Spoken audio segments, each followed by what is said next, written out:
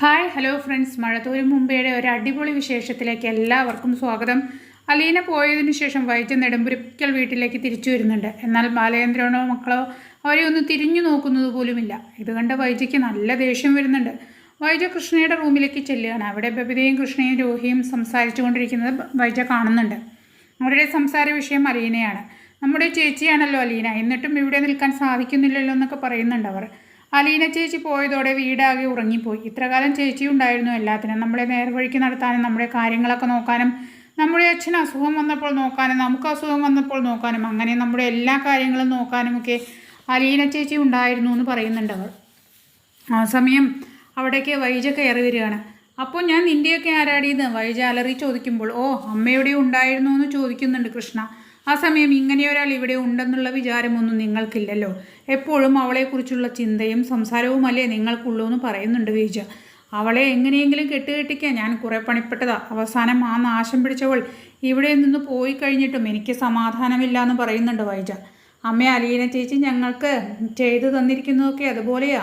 ഞങ്ങളോട് എന്തൊരു സ്നേഹമാണെന്നറിയോ. ബബിത ചേച്ചിയുടെ ഇപ്പോഴത്തെ ഈ മാറ്റത്തിന് കാരണക്കാരി അലീന ചേച്ചിയാണ് എന്നൊക്കെ പറയുന്നുണ്ട് കൃഷ്ണമോൾ. രോഹിയേട്ടൻ്റെയും മാറ്റത്തിന് കാരണം അലീന ചേച്ചിയാണ്. പെട്ടെന്ന് മിണ്ടി പോകരുതെന്ന് പറയുന്നുണ്ട് വൈജ. അലീന ചേച്ചി, അലീന ചേച്ചി, അലീന ചേച്ചി, അവൾ എന്തുണ്ടാക്കിയെന്നാണ് നിങ്ങളീ പറയുന്നത്? അവൾ വന്നു കയറിയതിന് ശേഷമല്ലേ ഇവിടെ ഈ പ്രശ്നങ്ങളൊക്കെ ഉണ്ടായത്? അവൾ വന്നതിന് ശേഷമല്ലേ കൊല്ലപ്പള്ളിയിലും ഓരോരോ ദുരന്തങ്ങൾ ഉണ്ടായതെന്ന് പറയുന്നുണ്ട് വൈജ. അവൻ ഹരി ജയിലിൽ പോകാൻ കാരണക്കാരി ആരാടി? അത് അവളല്ലേടി? ആ സമയം ഹരിയുടെ സ്വഭാവം ഒട്ടും നല്ലതല്ല എന്ന് പറയുന്നുണ്ട് ബബിത. അമ്മയ്ക്കറിയോ, ഈ കൃഷ്ണമോളോട് അവൻ മോശമായി പെരുമാറിയിട്ടുണ്ടെന്ന് പറയുന്നുണ്ട് ബബിത. അപ്പോഴും കൃഷ്ണയെ രക്ഷപ്പെടുത്തിയത് അലീന ചേച്ചിയാ. അതുമാത്രമല്ല, എന്നോടും ആ ഹരി മോശമായിട്ട് പെരുമാറിയിട്ടുണ്ട്. ആ സമയം എന്നെ ഞാൻ തന്നെയാണ് രക്ഷപ്പെടുത്തിയതെന്നൊക്കെ പറയുന്നുണ്ട് ബബിത. അങ്ങനെയുള്ള അവൻ്റെ കയ്യിലിരിപ്പ് കൊണ്ട് തന്നെയാണ് അവൻ ജയിലിലേക്ക് പോയത്. അവന് അങ്ങനെ തന്നെ വേണം. അതിൻ്റെ പേരിൽ അമ്മ വെറുതെ അലീന ചേച്ചിയെ കുറ്റപ്പെടുത്തരുതെന്ന് പറയുന്നുണ്ട് ബബിത. ആ ശരണ്യോട് വേണ്ടാതീനമല്ലേ അവൻ കാണിച്ചത്? എന്തുമാത്രം അവൾ അവനെ സ്നേഹിച്ചതാ. അവനെ വിശ്വസിച്ചല്ലേ അവൾ അവനോടൊപ്പം പോയത്. എന്നിട്ട് അവന് വേണ്ടി അമ്മ ഞങ്ങളോട് വാദിക്കുകയാണോ? എന്തായത് അമ്മേ, അമ്മയ്ക്ക് ബോധമില്ലാതായോ എന്നൊക്കെ ചോദിക്കുന്നുണ്ട് ബബിത. അലീന ചേച്ചി കാരണമാണ് എനിക്ക് പുതിയൊരു ലൈഫ് ഉണ്ടായതെന്ന് രോഹിത്തും പറയുന്നുണ്ട്. ഡിപ്രഷനിലായി പോയ എന്നെ പുതിയൊരു വെളിച്ചത്തിലേക്ക് അലീന ചേച്ചി കൈപിടിച്ച് നടത്തി. അതുമാത്രമല്ല, 2 പ്രാവശ്യമാണ് അച്ഛൻ അറ്റാക്ക് വന്നത്. അപ്പോൾ രക്ഷിക്കാൻ അലീന ചേച്ചി മാത്രമേ ഉണ്ടായുള്ളൂ എന്ന് കൃഷ്ണമോളും പറയുന്നുണ്ട്. എടി, ബാലേന്ദ്രന് അറ്റാക്ക് ഉണ്ടാകാൻ കാരണം അവളല്ലേ. അവൾ ഇവിടെ വന്നതിന് ശേഷമല്ലേ ആദ്യത്തെ അറ്റാക്ക് ഉണ്ടായതെന്ന് പറയുന്നുണ്ട് വൈജ. രണ്ടാമതും ഉണ്ടായതും അവൾ വന്നതിന് ശേഷമല്ലേടി. അപ്പോൾ എല്ലാത്തിനും കാരണം ആരാടി? അവളല്ലേ എന്ന് പറയുന്നുണ്ട് വൈജ. അമ്മ ഒന്ന് പോയേ. അലീന ചേച്ചി പോയതിന് ഞങ്ങൾ വിഷമിച്ചിരിക്കുമ്പോൾ ഒരുമാതിരി വർത്തമാനം പറഞ്ഞുകൊണ്ട് വരുന്നോളും എന്ന് പറയുന്നുണ്ട് ബബിത. ചേച്ചി പയ്യെ പറഞ്ഞു വിട്ടിട്ട് അമ്മയ്ക്ക് ഞങ്ങൾക്കൊപ്പം സന്തോഷത്തോടെ ജീവിക്കാമെന്നൊന്നും ചിന്തിക്കേണ്ട. ഞങ്ങൾക്ക് അലീന ചേച്ചി വലുത് തന്നെയാണ്. എന്നാൽ നീ പോയിക്കോടി എന്ന് പറയുന്നുണ്ട് വൈജ. ഏതോ ഒരു വീട്ടിൽ ജോലിക്ക് പോയിരിക്കല്ലേ, അവിടെ നീ ചെന്ന് നിൽക്കാം. അങ്ങനെ ചേച്ചി വിളിച്ചാലേ എനിക്ക് പോകാൻ മടിയില്ല എന്ന് പറയുന്നുണ്ട് കൃഷ്ണ.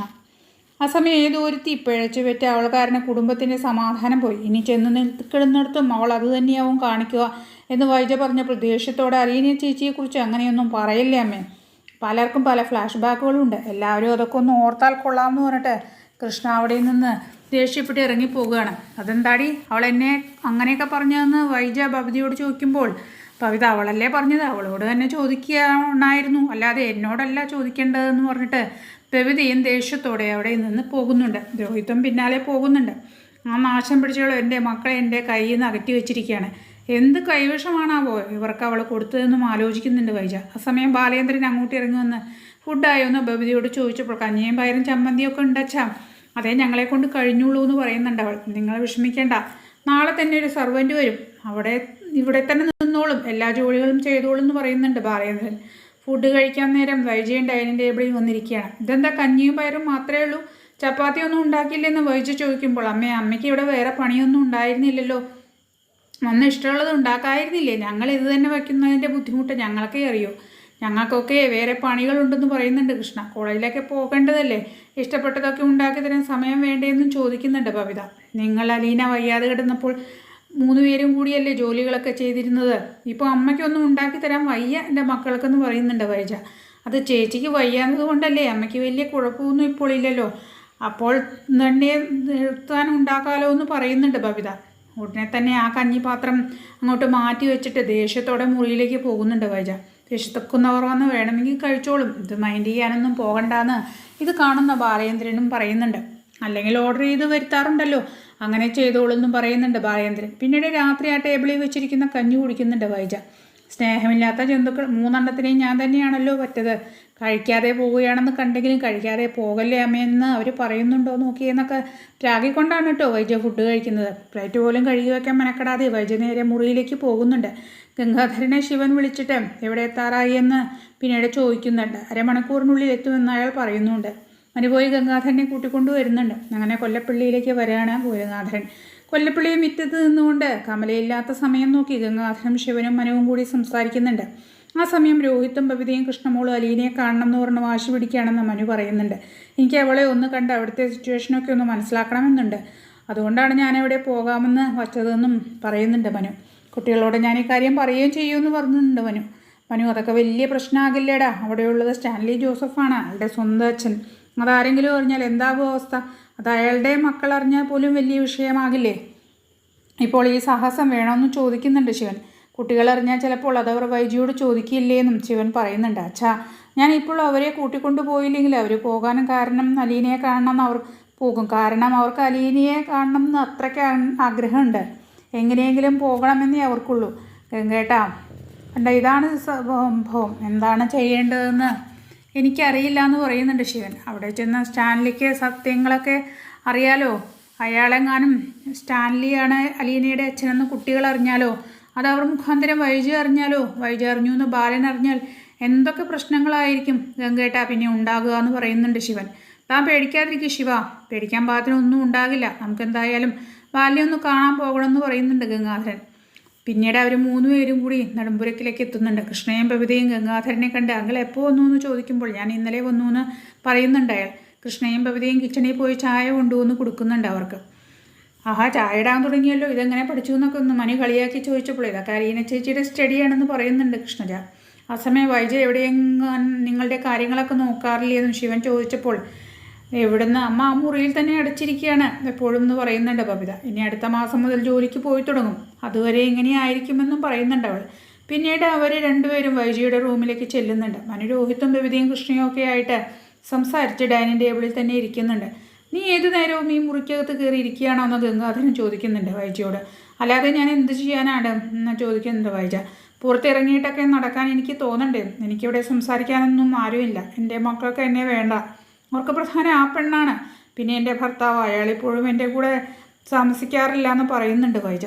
ഞാനെന്ന ഒരാൾ ഇവിടെ ജീവിക്കുന്നുണ്ടെന്ന് പോലും അയാൾ ചിന്തിക്കാറില്ല എന്ന് പറയുന്നുണ്ട് വൈജ. എനിക്ക് നിൻ്റെ മക്കളുടെ കാര്യവും ഈ വീട്ടിലെ കാര്യവും നോക്കിക്കൂടെ എന്ന് ചോദിക്കുന്നുണ്ട് ശിവൻ.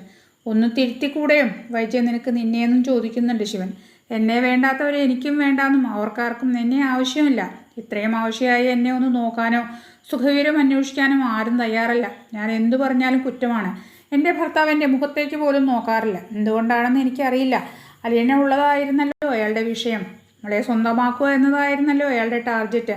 അതിപ്പോൾ നടന്നില്ലല്ലോ, അതിൻ്റെ കലിപ്പായിരിക്കും എന്നോടൊന്നും വൈജ പറയുന്നുണ്ട്. ആ സമയം ഞാനൊന്നും പറയുന്നില്ല വൈജെ, നിന്നെ തിരുത്താനൊന്നും ആർക്കും ആകില്ല. നീ എന്താണെന്ന് വെച്ചാൽ ചെയ്യേ.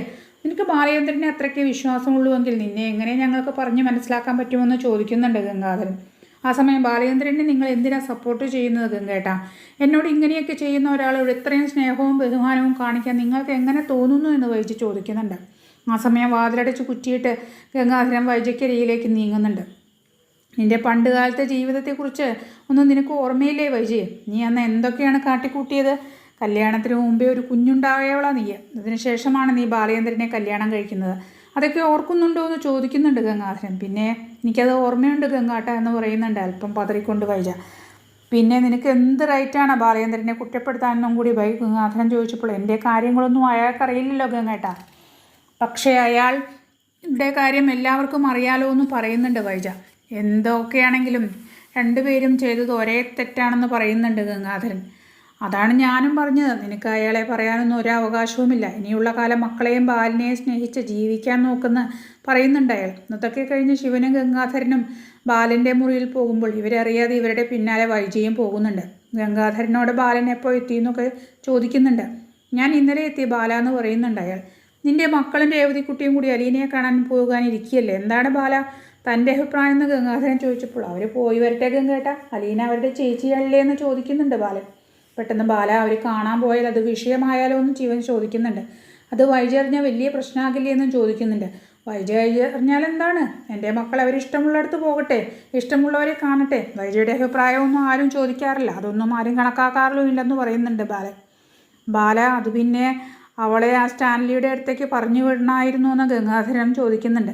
സ്റ്റാൻലി എന്ന പേര് കേട്ടെന്നും വൈജ നടുങ്ങി വിറയ്ക്കുന്നുണ്ട്. എന്തുകൊണ്ടും അലീന നിൻ്റെ ഇവിടെയാണല്ലോ അലീന നിൽക്കേണ്ടത് അവിടെയാണല്ലോ ഗംഗേട്ടാ.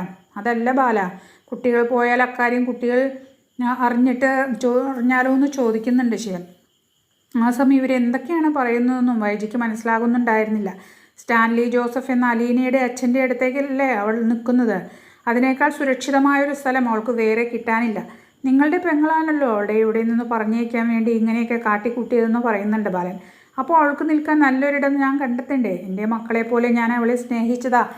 എന്നെയും സ്വന്തം അച്ഛനെ പോലെയാണ് അവൾ കണ്ടത്. അപ്പോൾ അവളെ എവിടെയെങ്കിലും കൊണ്ടുചെന്നാക്കാൻ എനിക്ക് പറ്റില്ല എന്ന് പറയുന്നുണ്ട് ബാലൻ. എന്നാൽ ബാല അവളെ വല്ല ഹോസ്റ്റലിലോ മറ്റോ ആക്കായിരുന്നല്ലോ, കൂടുതൽ പഠിപ്പിക്കുകയും ചെയ്യായിരുന്നല്ലോ എന്ന് ചോദിക്കുകയാണ് ശിവൻ.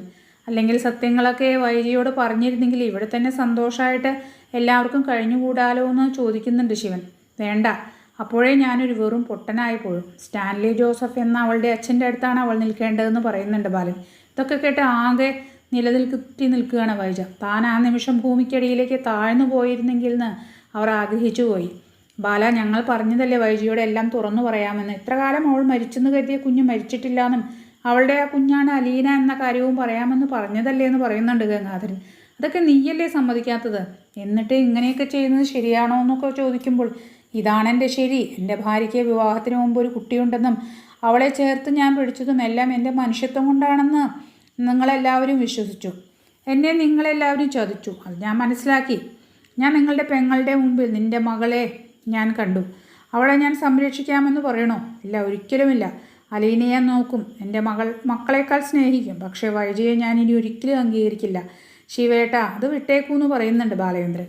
എന്നാണോ സത്യമെല്ലാം വൈജി അറിയുന്നത് അന്ന് ഞാൻ അവളുമായുള്ള ബന്ധം അവസാനിപ്പിക്കുമെന്ന് പറയുന്നുണ്ട് ബാലചന്ദ്രൻ. പിന്നെ പെങ്ങളുടെ അഹങ്കാരം കുറയ്ക്കാൻ പറ. അവൾ അഹങ്കാരം കുറിച്ച് നല്ലൊരു ഭാര്യ ആയെങ്കിൽ തീർച്ചയായിട്ടും ഞാൻ അവളെ സ്വീകരിക്കും. അപ്പം അത് ദേഷ്യമൊന്നും കാണിക്കുകയുമില്ല. പക്ഷേ ഇതങ്ങനെയല്ലല്ലോ.